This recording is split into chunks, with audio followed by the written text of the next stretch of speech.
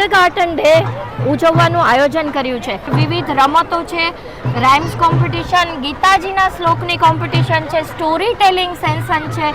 નમસ્કાર દર્શક મિત્રો, ટોક વિથ ભાવનગરમાં હું છું નીતિન સોની. બાળકોમાં રહેલી સુસુપ્ત શક્તિઓને બહાર લાવવાનું કામ કરતા હોય છે પ્લે હાઉસ. આવું જ એક પ્લે હાઉસ છે ભાવનગરમાં, wonderland.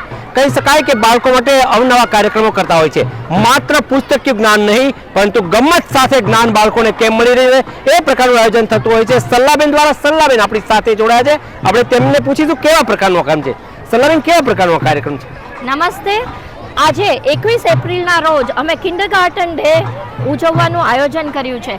Kindergarten day, kindergarten means એનો મતલબ જ થાય ચિલ્ડ્રન્સ ગાર્ડન, એટલે બાળકોનું ગાર્ડન.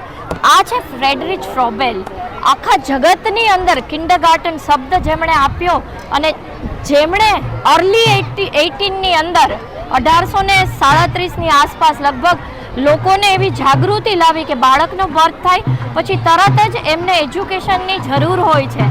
એટલા માટે એમણે કિન્ડરગાર્ટન મૂવમેન્ટ ચાલુ કરી હતી. અને ફ્રોબેલ એ સમજતા હતા કે ગિફ્ટનું બાળકને ખૂબ જ મહત્ત્વ છે, એટલે એને ભેટ મળે, એને ગિફ્ટ મળે જુદી જુદી, એટલે એક મેથડ આવે છે, એજ્યુકેશનની એક મેથડ છે, દેટ ઇઝ કોલ્ડ ફ્રોબેલિયન મેથડ. અને આજે કિન્ડરગાર્ટન ડે અહીંયા ઇસ્કોન ક્લબ ખાતે આયોજન કર્યો છે, જેની અંદર વિવિધ રમતો છે, રાઇમ્સ કોમ્પિટિશન, ગીતાજીના શ્લોકની કોમ્પિટિશન છે, સ્ટોરી ટેલિંગ સેશન છે, અને બાળકોની માતાઓ બાળકને હેલ્ધી ફૂડ આપે એટલે રાગી સેશન વિથ ડૉક્ટર શ્રેયા નિર્મલ છે, ફ્રી ડેન્ટલ ચેકઅપ છે, ફ્રી હેલ્થ કેર ચેકઅપ છે.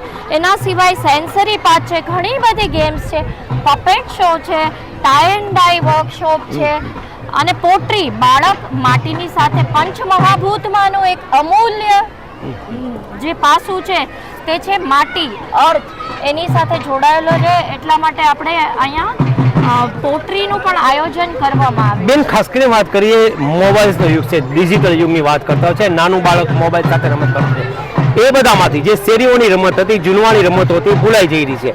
એમના માટે કેવા પ્રયોગો છે? અહીંયા બાળકો શેરીની રમતો રમી શકે, જૂની રમતો રમી શકે, અને બાળકો ટેકનોલોજીની સાથે નવી રમતો પણ રમી શકે. એક રમત અમે એવી બનાવી છે કે હમણાં આપણે સ્પેસની અંદર આટલી બધી પ્રગતિ કરી રહ્યા છે, તો બાળક રમતા રમતા ડાઇસથી સ્પેસમાં કેવી રીતે આગળ વધી શકે છે. 10, 9, 7, 8, 7 ગો. એટલે એવું ઘણું બધું અહીંયા આપવાનો પ્રયત્ન કર્યો છે કે બાળકો મોબાઈલથી દૂર જાય.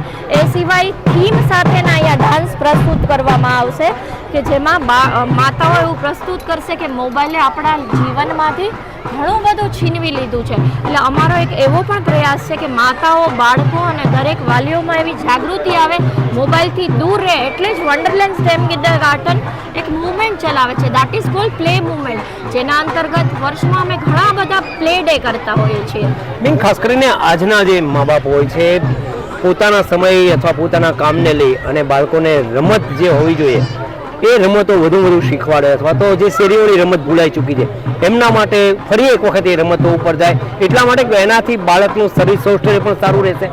એવા વડીલો માટે આપનો શું સંદેશ છે? એવા દરેક વડીલો માટે અમારો સંદેશ છે કે અમે તો એવો પ્રયત્ન કરીએ જ છીએ વારંવાર.